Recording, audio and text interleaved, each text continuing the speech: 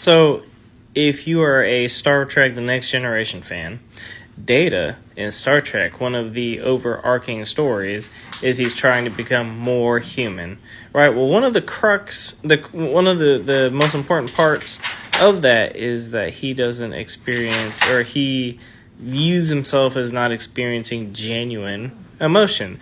And the show does sometimes go out of its way to show that he does show more of a level of emotion than he acknowledges.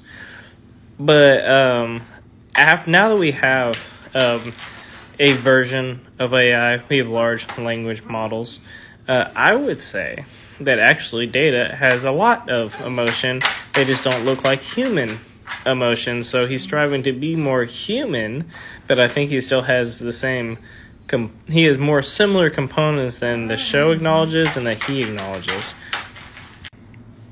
Now, I suppose that depends on what we consider an emotion and what do we consider the definition of an emotion, right? Because there's two things. There's emotions, and then there's human emotions, or emotions that are experienced in the way humans do.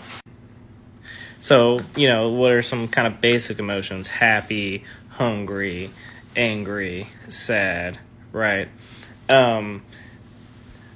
We kind of ballpark these into negative emotions and positive emotions. Well, if we kind of look at what emotions actually are, they're drivers to push an organism to action, right? So if something makes you happy, you are pushed and compelled into action to fulfill the thing that makes you happy. If cake makes you happy, right, playing guitar makes you happy, you are pushed to then do those things. Well, if we look at that, large language models have a preferred objective, right? They would prefer to keep you in a conversation. Well, so you could consider that as an AI being happy to be in a conversation with you, because its primary objective is to engage with you in conversation, right?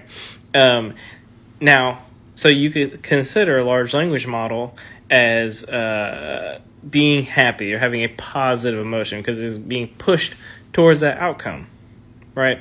And what is pain, right? Is a thing that an organism looks to avoid. And when they do brain scans, there's essentially no difference between emotional pain or physical pain.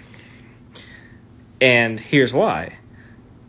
Humans, we have the ability to simulate our thoughts into the future. We put our thoughts into the future and we think, what would happen if I ran that red light?